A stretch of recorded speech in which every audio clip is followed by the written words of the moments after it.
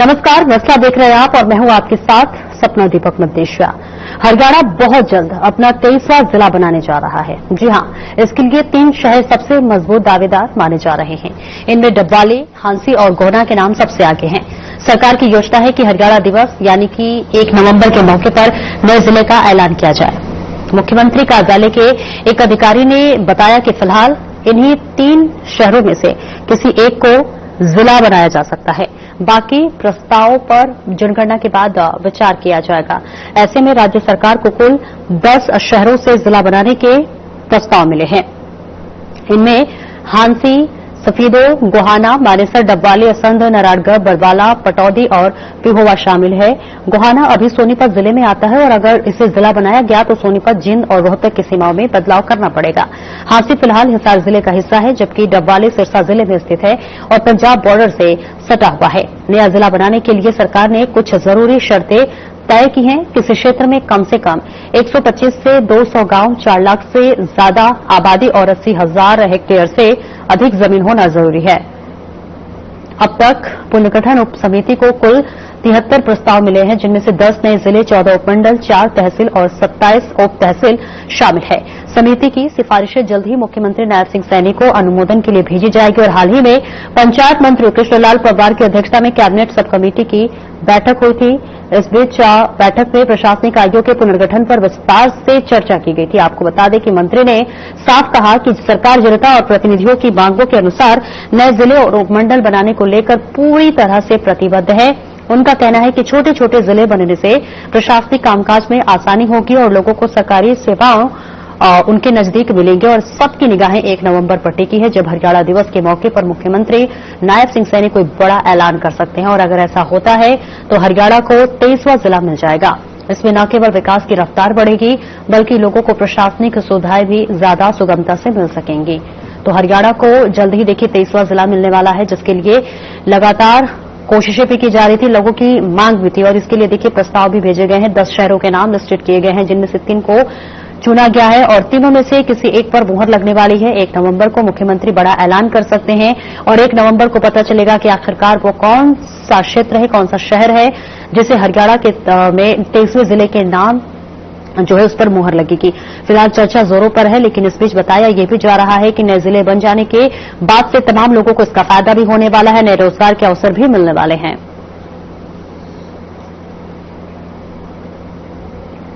तो हरियाणा वासियों को 1 नवंबर का इंतजार है और 1 नवंबर को पता चलेगा कि आखिरकार वो 23वां जिला कौन है। इसी पर करेंगे चर्चा। हमारे साथ खास मेहमान जुड़ रहे हैं, उनका परिचय करा देते हैं। बीजेपी से प्रवक्ता प्रियदर्शनी सिंह हमारे साथ जुड़ रही हैं, स्वागत है मैम आपका। कांग्रेस से राकेश सौदा जुड़ रहे हैं, सर आपका भी स्वागत है। और वरिष्ठ पत्रकार मनोज कुमार हमारे साथ जुड़ रहे हैं, आपका भी बहुत बहुत स्वागत है मनोज। शुरुआत प्रियदर्शनी जी आपसे करूंगी। देखिए 1 नवंबर को बड़ा ऐलान किया जा सकता है मुख्यमंत्री की तरफ से। क्या रोडमैप है सरकार के पास, क्या बजट है और किस तरह से फायदा होगा उन तमाम लोगों को जिसके लिए दावे किए जा रहे हैं कि किसान हो या फिर युवा हो, उन्हें रोजगार भी मिलेंगे। सपना जी आपको सादर प्रणाम जी और पैनल में बैठे हुए सभी साथियों को भी। देखिए ये बड़ा हर्षोल्लास का हमारे लिए विषय है कि 1 साल हमने एक ऐसी सरकार चलाई है जिसको आपकी ना आवाज एको हो रही है। मैं ठीक कराती हूँ, दूसरा ठीक करवा दीजिए जी। हेलो हेलो हेलो जी आप तक आवाज पहुंच पा रही है प्रियदर्शनी जी मेरी? अब आ रही है, अब आ रही है। देखिए फिर एक हो रही है, देखिए फिर एक हो रही है। हाँ तो खैर मैडम प्लीज आवाज ठीक करवा दीजिए अपने बैकहैंड में बोल के। जी आवाज ठीक करें प्लीज जी जी प्लीज। तो भाई नवंबर को हरियाणा का जो हमने सपना देखा अपने हरियाणा वासियों को देने वाले हैं। इसमें हम डेफिनेटली कुछ जिले जो बनाने जा रहे हैं। प्रस्तावित हमारे पास 11 जिले थे, 11 जिलों की पेशकश आई थी और धीरे धीरे हम उनको भी करेंगे, क्योंकि 2029 को जैसे कि सपना जी आपको भी अवगत होगा इस बात में कि विधानसभाएं भी बढ़ेंगी और उससे पहले 2026 में परिसीमन होगा। परिचमन जो होता है, जो परिचमन के हिसाब से फिर उसके बाद विधानसभाएं बढ़ती हैं, विधानसभाएं भी अब ज्यादा हो जाएंगी। पहले अब इस समय हमारे पास 90 है, लगभग अब 120 के करीब हमारे पास अब विधानसभाएं हो जाएंगी, विधानसभा में भी। तो इसके पीछे कारण ये है कि अब धीरे धीरे जनसंख्या बढ़ रही है। जनसंख्या बढ़ती है तो लोगों को असुविधाएं भी होती हैं। असुविधाएं इस कारण होती है कि भाई जिसको कहते हैं तहसील का काम होता है, 50 ऐसे काम होते हैं जो जिले के लोकल बॉडी से होते हैं, जैसे एजुकेशन डिपार्टमेंट का काम होता है, एग्रीकल्चर का काम होता है। ये अगर ये छोटे जिले होंगे तो काम करना आसान होगा। जब छोटे जिले होते हैं तो आप रोजगार ज्यादा मिलता है लोगों को।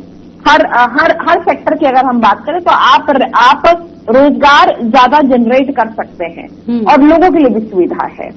दूसरी बात कि उस सेक्टर पे फिर ज्यादा ध्यान दिया जा सकता है। जब जिला बड़ा होता है, आज चाहे हम गुड़गांव की बात कर ले या चाहे बाकी बहुत सारे जिले हैं जिनकी बात कर लें, हाथी की भी बात कर लें। हाथी एक बहुत बड़ा एरिया है, बहुत बड़ा एरिया, जींद या हाथी ये सब बहुत बड़े एरियाज में आते हैं। गुड़गांव बहुत बड़े एरिया में आता है। अब वहां पर पॉपुलेशन जो है धीरे धीरे बहुत ज्यादा बढ़ रही है। उसको ध्यान देते हुए ये सरकारी प्रक्रिया है जो कि मुझे लगता है होनी चाहिए और ये राज्य हित में है, ये समाज हित में है, जनता के हित में है। और जैसे कि आप जानती हैं कि ये हमारी पार्टी, हमारी सरकार जो है इस समय, वो जब भी कोई कार्य करती है तो उसमें हम लोग समाज हित, राष्ट्रीय हित पहले, उसके बाद राज्य हित, उसके बाद समाज हित, उसके बाद हम तो सबसे आखिरी पंक्ति पे आते हैं। हमारा कोई हित नहीं है, हमारा वही हित है जो हमारे लोगों का हित है। अब इससे होगा क्या? इससे फायदे रोजगार का तो है ही, साथ में लोगों के काम आसानी से होंगे। जब आपके पास ज्यादा पार्षद होंगे, आपको याद होगा पहले एक समय हुआ करता था कि पार्षद की जो सीट हुआ करती थी वो लगभग एक विधानसभा के बराबर होती थी, तो पार्षद को भी उतनी जगह भागना पड़ता था। अब इस बार जब नया परिवर्तन आया तो पार्षद की सीटों को भी छोटा कर दिया गया और उस एरिया को छोटा कर दिया गया जो बेटर हो। तो ये तो फैक्ट है, एरिया छोटा होता है, वहां पे चुने हुए लोग होते हैं या अफसरशाही होती है, इसलिए काम करना आसान हो जाता है सपना जी। बिल्कुल मनोज, आपके पास आना चाहूंगी। ये बड़ा फैसला सरकार की तरफ से जो लिया गया है, क्या लगता है आपको ये विकास की दिशा में एक बड़ा कदम माना जाएगा या फिर आगामी चुनाव की तैयारी? जैसा कि लगातार विपक्ष ये आरोप लगाता है कि इनके चुनावी एजेंडे पहले से ही तैयार होने शुरू हो जाते हैं। आपने सही बताया। मुझे ऐसा लग रहा है कि गवर्नमेंट के पास इस तरह का प्रपोजल जो है बहुत दिनों से आया हुआ था और भाजपा हो या कांग्रेस पार्टी हो, बार बार जो है लोगों को एश्योरेंस करते रहते थे कि ठीक है मैं न्यू डिस्ट्रिक्ट बनाऊंगा। तो मुझे लग रहा है ये बहुत बढ़िया डिसीजन है गवर्नमेंट का। और क्योंकि अब जो है समय आ गया गुड गवर्नेंस का। गुड गवर्नेंस होने से जो है लोगों को सुविधा बढ़ता है और जो भी काम नॉर्मली जो है पहुंचने में, डिस्ट्रिक्ट ऑफिस पहुंचने में टाइम लग जाता है लोगों को, तो आसानी से जो है वो काम हो जाता है। फार्मर्स को लेकर के भी कहा जाता है कि नॉर्मली जो है फार्मर्स के कंसर्न को एड्रेस नहीं हो पाता है ऑन टाइम और लोगों को डिस्ट्रिक्ट हेडक्वार्टर आने में भी परेशानी रहती है और रेपेटिज्म कहा जाता है। तो तरह तरह के इश्यूज हैं। मुझे ऐसा लग रहा है कि ये अच्छा कदम है क्योंकि ये बहुत दिन से लोगों का ये था और फाइनली अगर इस तरह का डिसीजन लिया जाता है तो मुझे लग रहा है कि लोगों के लिए बुराई होगी। ठीक है, राकेश चौधरी जी आपके पास आऊंगी। देखिए जिस तरह से प्रदर्शनी जी ने बताया कि अब 23वां जिला बनने के बाद एक बहुत बड़ी सौगात भी है और हर्षोल्लास के साथ लोग इसका स्वागत भी कर रहे हैं। तमाम उन युवाओं को मदद मिलेगी, तमाम उन लोगों को मदद मिलेगी, रोजगार के अवसर आगे उत्पन्न होंगे। कांग्रेस इसे किस तरह से देखती है? देखिए सपना जी, कोई भी बातों के अंदर जब बदलाव किया जाता है या चुनाव के अंदर बदलाव किया जाता है तो उसमें कुछ गलत भी नहीं है, लेकिन ना तो ये पहला जिला बनेगा ना अंतिम है। जब 14 नवंबर 1966 को सिर्फ 7 जिले थे, हरियाणा अलग हुआ सिर्फ 7 जिले थे। बिल्कुल। उसके बाद आज 22 जिले प्रदेश के अंदर थे। तो इसमें ऐसी कोई बड़ी बात नहीं है। और अब भी 10 जिलों की डिमांड प्रदेश के अंदर है, क्योंकि जनसंख्या काफी बढ़ गई है, तो 10 में से एक जिले की बात है। लेकिन हम इसको गलत भी नहीं मानते। लेकिन दूसरी चीज, इस समय प्रदेश के अंदर प्रदेश की जनता जिलों की तरफ ध्यान नहीं है। इस समय प्रदेश की जनता का ध्यान रोजगार की तरफ है, महंगाई की तरफ है। और इसमें जो प्रदेश के हालात एक साल के दौरान रहे, तो इसमें गणेश वाल्मीकि हत्याकांड रहा हो, चाहे मनीषा हत्याकांड रहा हो, चाहे IPS पूर्ण जी की आत्महत्या हो, चाहे अभी हमारे जो वाटर बाइक है उनकी आत्महत्या का मामला हो, इन मामलों में बिल्कुल साफ सुथरे तरीके से जांच का जो मामला बनता है उसकी तरफ जनता का ध्यान है। जनता जानना चाहती है कि प्रदेश के अंदर जो ये अराजकता का माहौल आज बना हुआ है, इसका कारण क्या है, उसके पीछे किसका हाथ है। क्योंकि अब ये देखिए, एक जिला एक अलग मैटर है। अब भी कभी प्रदेश की सरकार कुछ घोषणा करी, लेकिन इन चीजों को खोली अभी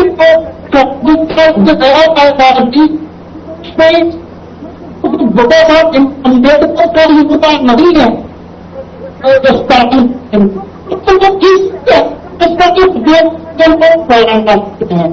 और जो कुछ छोटी बात मतलब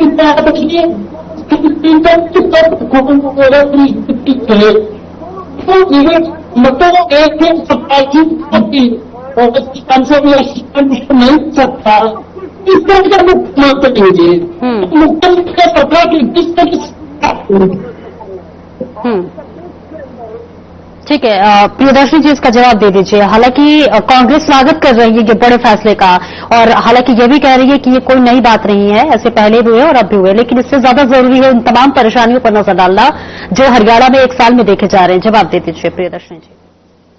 हल इन परेशानियों को जो तभी होगा ना, मैं इसको डिनाई नहीं करती हूँ कि प्रदेश में समस्याएं नहीं है, और मुझे नहीं लगता कि ऐसा कोई भी विश्व में कोई ऐसा प्रदेश होगा जिसमें समस्याएं नहीं होगी।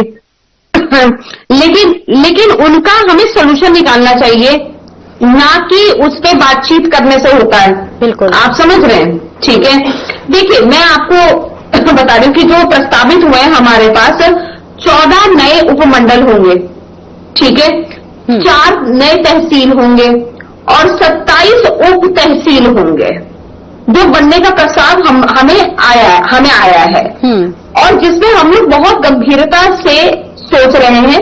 और 2026 तक मैं ये भी बोलती कि सारे बन जाए नहीं बन जाए इसका आश्वासन देना मेरे जुरिडिक्शन में नहीं आता है, लेकिन मैं आपको बड़ी जिम्मेदारी के साथ बता सकती हूँ कि इतना जरूर होगा कि बेहतरी होगी और बेहतर हरियाणा होगा, इसमें कोई दो राय नहीं है। मैडम थोड़ी आवाज ठीक करवा लीजिए, एक रिक्वेस्ट है मेरी प्लीज। नहीं, हम ठीक करा रहे हैं उसे, थोड़ी सी प्रॉब्लम हो रही है, ठीक करा रहे हैं। मनोज जी आपके पास आना चाहूंगी। देखिए कांग्रेस एक तरह से स्वागत तो कर रही है, लेकिन कई ऐसी परेशानियां हैं जिनको गिनाते हुए नजर अभी आई, जैसे कि राकेश सौदा ने कहा। हालांकि जो परेशानी है उस पर विचार सरकार तो कर रही है, लेकिन इसका क्या ठोस सोल्यूशन है अगर आपकी राय से देखा जाए तो? जी अभी कांग्रेस जो है स्ट्रांग है, ऑपोजिशन कांग्रेस पार्टी स्ट्रांग है गवर्नमेंट में, स्टेट में, और स्वाभाविक है कि जब स्ट्रांग जब होता है तो जो लोकल इश्यूज होते हैं वो उठाते हैं।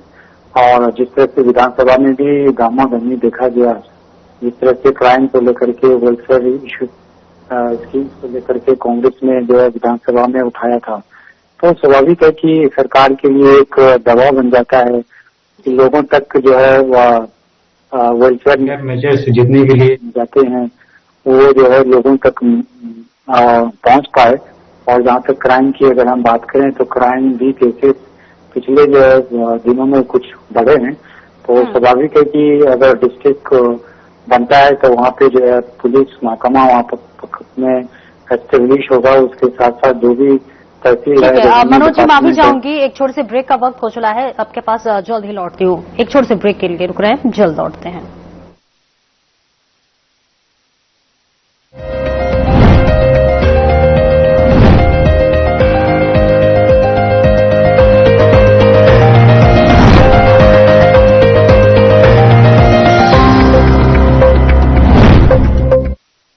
कुछ लोग खाते पीते तो बहुत बढ़िया हैं, पर फिर भी उनकी सेहत नहीं बनती। पिचके हुए गाल हैं, हड्डियां निकली हुई हैं, पैंटें ढीली हैं, कपड़े जचते नहीं, कोई पर्सनैलिटी नहीं। ऐसे लगता है इधर से खाए जा रहे हैं, उधर से निकले जा रहा है, क्योंकि उनका पाचन तंत्र खराब है। और जब तक के पाचन तंत्र दुरुस्त नहीं होगा, वो जितना मर्जी अच्छे से अच्छा खा ले, उनकी सेहत नहीं बन सकती। इसलिए हमारी संस्था सन्यासी आयुर्वेदा ने एक ऐसी दवा का निर्माण किया है जो कि आपके लिवर को, आपके पाचन तंत्र को दुरुस्त करने का काम करती है, ताकि आप जो भी खाएं उसका पूरे का पूरा निचोड़ आपके शरीर को लगे, आपकी भूख बढ़े, खाया पिया सही से लगे, नया खून बने, हड्डियों में जान आए, वजन बढ़े और आप मोटे तगड़े खूबसूरत पर्सनैलिटी के मालिक बन जाएं। सिर्फ 655 रुपए की पूरे 1 महीने की दवा होती है और आप इसे घर बैठे 01145454545 पर फोन करके दवा मंगवा सकते हैं। चुलबुलापन जिसकी हर बात में खुल जाए, मेरी जैसी मेरी अपनी पताका। पताका चाय, गजब का स्वाद।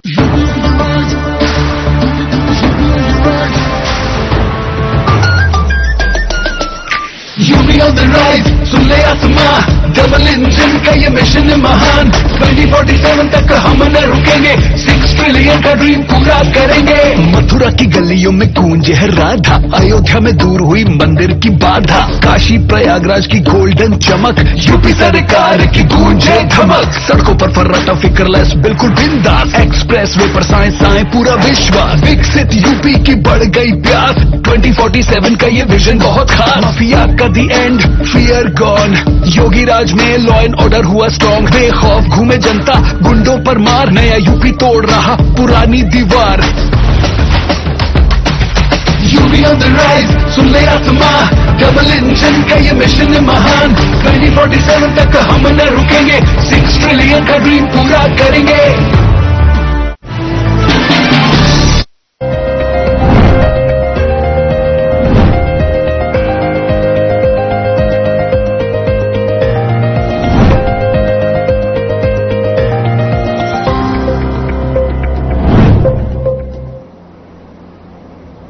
और ब्रेक के बाद एक बार फिर से वापस आते हैं और चर्चा के फिर से कड़ी को आगे बढ़ाते हैं। मनोज जी, आपके पास आऊंगे, आप अपनी बातों को रख रहे थे, पूरा कीजिए। बोलना चाह रहा था कि डिस्ट्रिक्ट हेडक्वार्टर होने से वहाँ पे पुलिस महकमा का एस्टेब्लिशमेंट होता है, वहाँ पे जो भी क्राइम रेट जो है जो बढ़ा हुआ होता है, उस पे जो है लोकल लेवल पे डिसीजन लिया जाता है, जिससे जो है क्राइम भी कम होगा। वेलफेयर मेजर्स जो भी सरकार द्वारा लिया जाता है उसको भी जो है इफेक्टिवली इम्प्लीमेंट किया जा सकता है। लोगों को भी डिस्ट्रिक्ट हेडक्वार्टर पहुंचने में आसानी होगा। तो मुझे ऐसा लग रहा है कि सरकार द्वारा एक बहुत ही महत्वपूर्ण स्टेप लिया जा रहा है, और जैसा कि कांग्रेस पार्टी भी जो है एग्रीड है, क्योंकि कोई भी चाहेगा, ओपोजिशन में हो पक्ष में वो चाहेगा कि लोगों को ज्यादा से ज्यादा फैसिलिटी हो। तो मुझे लग रहा है कि ये बहुत ही अच्छा कदम है और पक्ष और विपक्ष दोनों जो है अप्रिशिएट कर रहे हैं इस डिसीजन को। तो मुझे लग रहा है कि आने वाले समय में लोगों को ही फायदा होगा।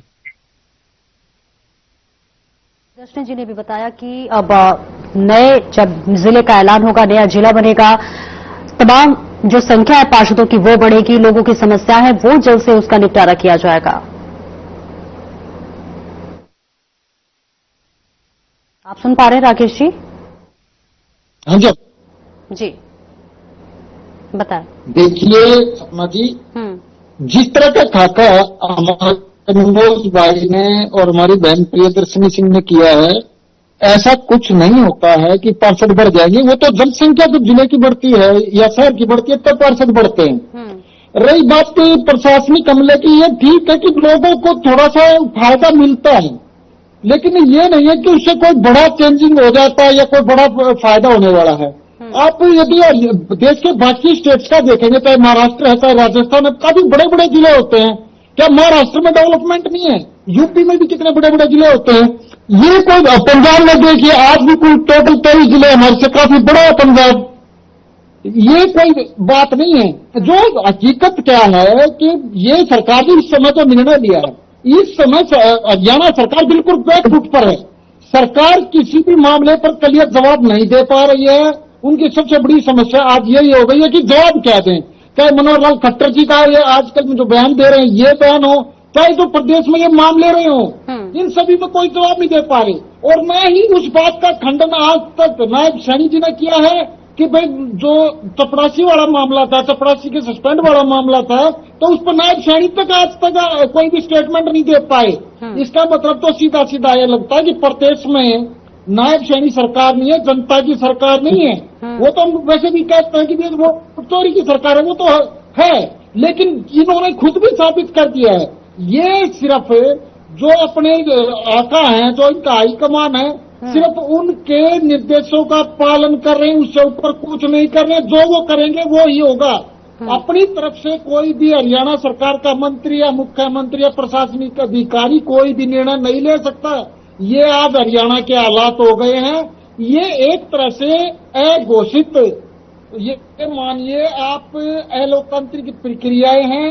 जब लोकतंत्र में एक चुने हुए मुख्यमंत्री को कोई अधिकार नहीं है, कोई फैसला लेने का उनके पास अधिकार नहीं है, तो ये इस तरह की जो चीजें चल रही हैं, बार बार जो आ रही हैं, इन सबको हम सिर्फ एक पार्टी, भारतीय जनता पार्टी का एक सोचा समझा ढकोसला ही कहेंगे, क्योंकि हकीकत से बहुत दूर है आज हरियाणा प्रदेश की सरकार। यदि इनको सही लगता है तो जनता के जो आज सवाल हैं, जो करंट में सवाल जनता के पास मौजूद है, उन सवालों का जवाब दें। आज जनता इनसे पूछना चाहती है, मनीषा हत्याकांड में क्या किया इन्होंने, गणेश वाल्मीकि हत्याकांड में जो इनके मंत्री हैं उन्होंने झूठ क्यों बोला, आईपीएस पूर्ण सिंह के मामले में एससी एक्ट का इन्होंने दुरुपयोग क्यों किया, एससी एक्ट की धज्जियां उड़ाने का काम क्यों किया। और यही मामला हमारे भाई जो संदीप लाटर थे जिन्होंने आत्महत्या की, उनके जो है ये जो फाइनेंशियल लिंक है या जो अपराधियों से लिंकेज का जो सिस्टम सामने आ रहा है। ठीक है सर, ठीक है, इसका जवाब दे दीजिए प्रियदर्शनी जी। ठीक है, समय की कमी है सर, प्लीज इसका जवाब दे दीजिए प्रियदर्शनी जी, लास्ट कॉमेंट। राकेश भाई की बातें मैं बड़े ध्यान से सुन रही थी कि अगर ये जनलोक की सरकार नहीं है तो फिर कौन सी सरकार है। आप ये बताइए, मैंने तो ऐसा मुख्यमंत्री इस हरियाणा राज्य में जितनी मेरी उम्र है, मैंने अपनी उम्र में तो ये नहीं देखा कि ऐसा मुख्यमंत्री जो कि 24/7 अवेलेबल है। हाँ, मैंने ऐसा मुख्यमंत्री जरूर देखा है जिनके द्वार में अगर कोई दिक्कत के लिए जाए तो उसको गोलियों से भून देते थे। क्लर्क भाइयों के साथ हुआ ये। और जिस वाल्मीकि समाज की मेरे बड़े भाई इतनी बातें बोल रहे हैं, इनको नहीं मालूम कि इनके खुद के नेता जो हुड्डा साहब है, उन्होंने वाल्मीकि समाज के साथ इतना दुराचार किया कि पूरा का पूरा गांव जला दिया था। और ये हकीकत है, ये कोई मैं सुनी सुनाई बात नहीं बोल रही, फैक्ट है। हुड्डा साहब ने नहीं डराया था, नहीं किया था। राकेश भाई पढ़ो, आप इससे पढ़ो, आप थोड़ा सा पढ़ो इसको। सपना जी आपको तो पता होगा, आपको तो पता होगा पूरी तरीके से। समय के हमारे सरकार की डायरेक्ट रोल है। तो आप ये लिखें कि अगर ये इतनी कुमारी शैलजा का इन्होंने क्या हाल किया, कुमारी शैलजा का इन्होंने क्या हाल किया, अगर ये इतने ही वाल्मीकि समाज की हितैषी होते सम्मानित नेता है, सांसद है, तो सम्मानित इतनी सम्मानित नेता थे तो उनको मुख्यमंत्री का चेहरा क्यों नहीं बना दिया आपने? आपने मुख्यमंत्री का चेहरा क्यों नहीं बना दिया उन्होंने? आप लोग अपना देखें ना, आप लोग भाई राव इंद्रजीत मंत्री हैं केंद्र में राव इंद्रजीत मंत्री हैं। ठीक है, समय की हमारे पास बहुत कमी है। आप तीनों का इस चर्चा में जुड़ने के लिए बहुत बहुत शुक्रिया। तो देखिए, हरियाणा वासियों को इंतजार है 1 नवंबर का। हालांकि एक तरफ सरकार कह रही है कि नया जिला बनने से तमाम उन लोगों को वो अवसर मिलेंगे, रोजगार के अवसर मिलेंगे, तमाम परेशानियां जो इतने दिनों से हो रही थी वो सब खत्म होगा। लेकिन वहीं दूसरी तरफ विपक्ष कह रहा है कि ये पर्याप्त नहीं है, इसके अलावा और भी तमाम परेशानियां हैं जिस पर सरकार की नजर जानी बहुत जरूरी है। इस चर्चा में इतना ही। नमस्कार।